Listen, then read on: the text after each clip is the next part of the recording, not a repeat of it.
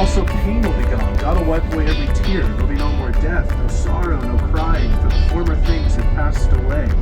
Revelation 21:4 and 5. And we'll be with God. And all who dwell there will have physical, resurrected bodies like Jesus. Fascinating study in John 20 and 21 is what Jesus' body was like when he was resurrected.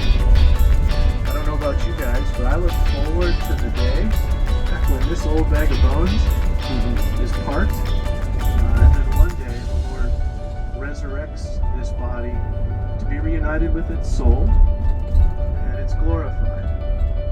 And there's a lot more that can be said about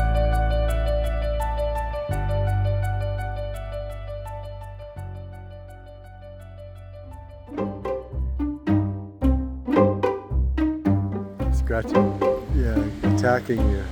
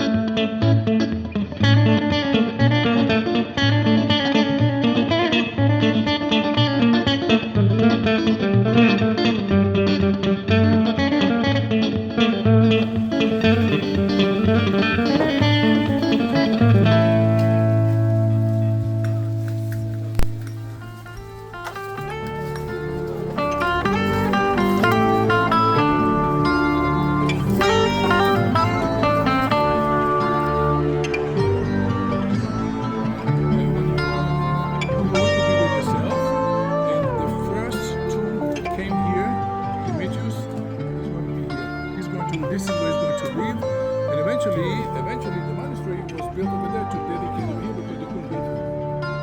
Obviously, right?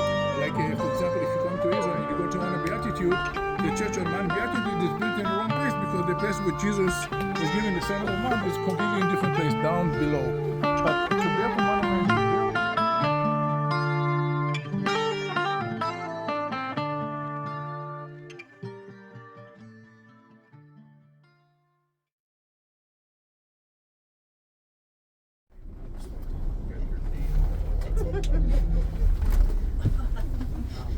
You're gonna lose that one. Why? So She looked him right in the eye. I know. I saw that. I'm like, girl, you are not gonna win this one.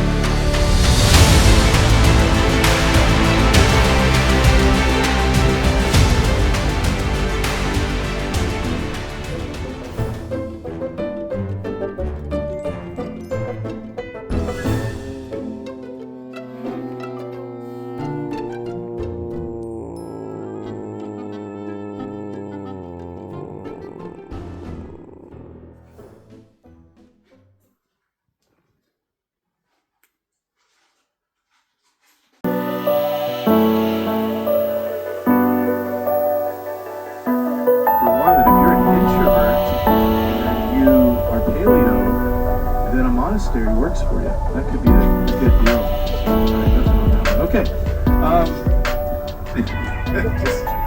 That's like, remember the Simpsons? Woo! Yeah! Do you remember the Simpsons when it's silent and the guy's like, right. Okay. So obviously, there's no co-redemptrix, Mariolatry, and I don't think the Greek Orthodox Church truly worships Mary per se the way that Catholics do. Yeah. But they certainly venerate her, and it gets awfully uncomfortable when you see her up there above Jesus on the chapel. So that's something to remember. You know, Mary was just a woman God chose to use, and she was a sinner like us, and she was a humble woman, and she was obedient. We never want to, obviously, bend the knee to Mary. I think you also see, this is another thought that I had, quick thought, why Gen Z is so enamored with things like Greek Orthodox and Catholicism. Because when you're in this kind of mishmash of evangelicalism where no one takes anything seriously, there's no pursuit of holiness, there's no seriousness about a practice of the faith, you can see why, without meaning, well-intended young people would come up here, see this, and go, wow, at least they care about their faith. I mean, when you're walking by a tomb of a guy who died a couple years ago after being a monk up there for 50 years, and he's got his new name. Remember Jesus talked about that in Revelation, give you a new name and a white stone. Yeah, these people take it very seriously, and there's something that I think young people find attractive about that.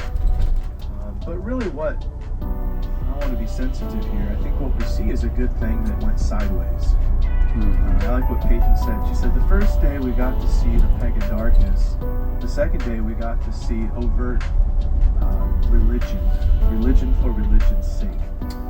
And I think that's an important statement. I mean, icons and iconography, obviously, all the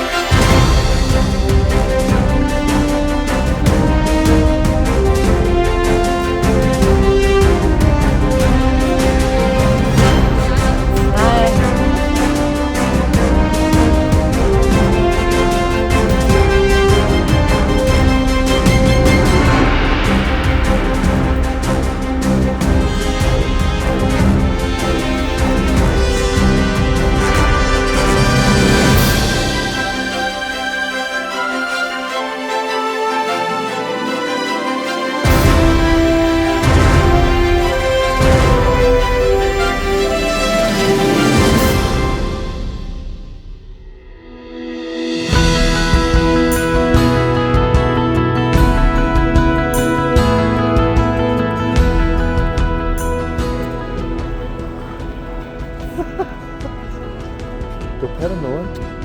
No. Why? They look so... They're playing. I should tell boys about this.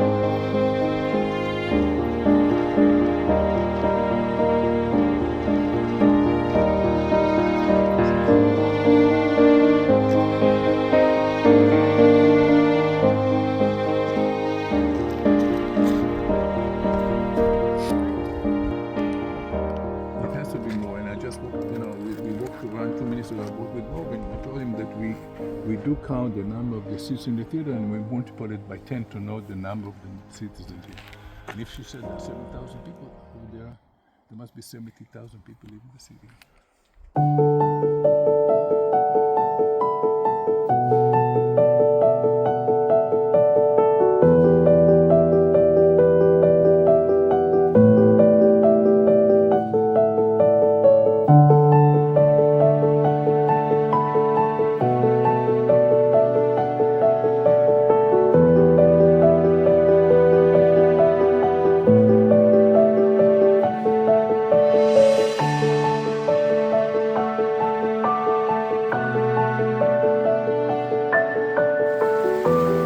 Amazing that this is where Paul was with Lydia, the river where she was baptized.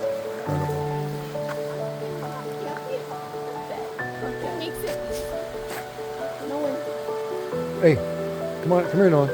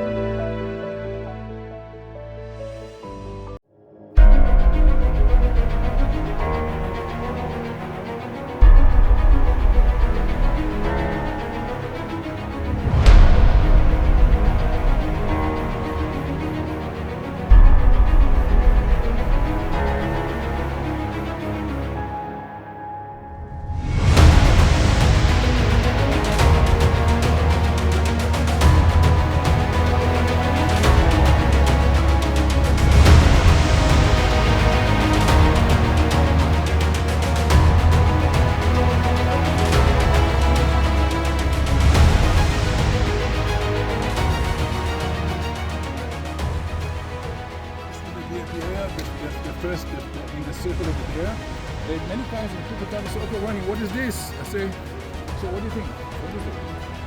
Just say, we just look for it. This is not an amphitheater. Every time when we see a structure like that, we say, oh, it's an amphitheater. No, amphitheater is better. So if I heard a fancy amphitheater, it's supposed to come, okay? Like for example, the Colosseum in Rome.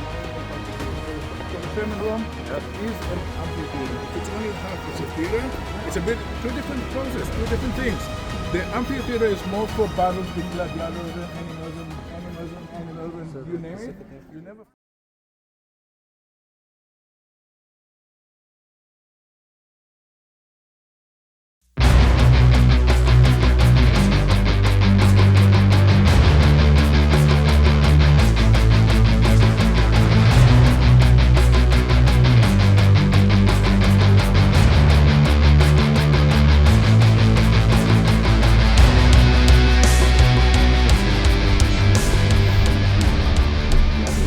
The dots with me.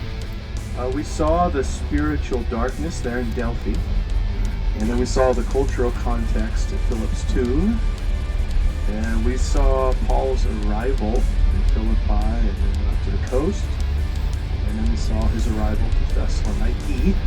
No longer will it be Thessalonica. We shall only pronounce it Thessaloniki.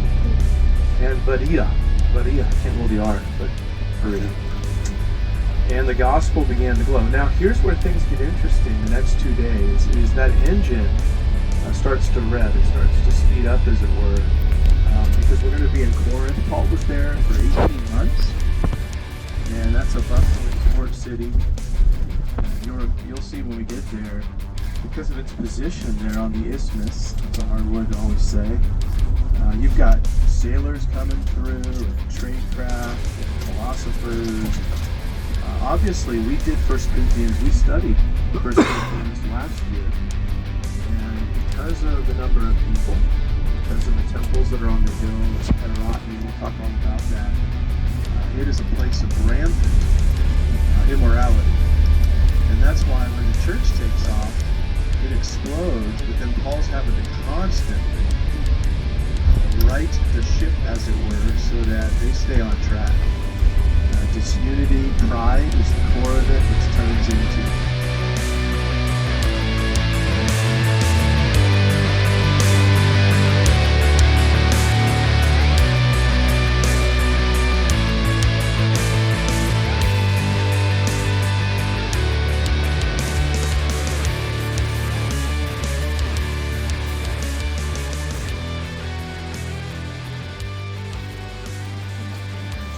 What'd you say? It's the first menorah I've ever seen in all the rooms. Yeah.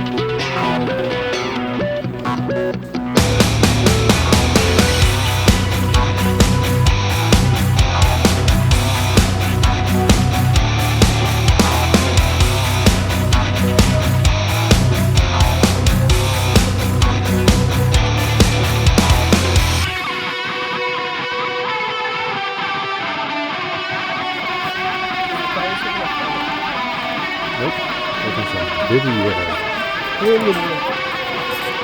hidden?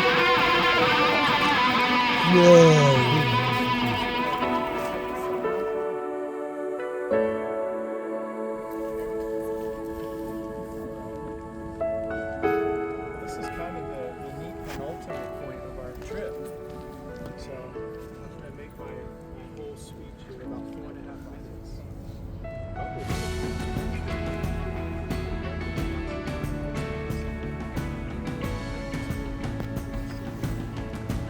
Talk about one of the most famous portions of Scripture. Well, we're sitting very smart about having. So, if you want, I know some of you, most of you are pretty rational, analytical people, but if you want to go over to the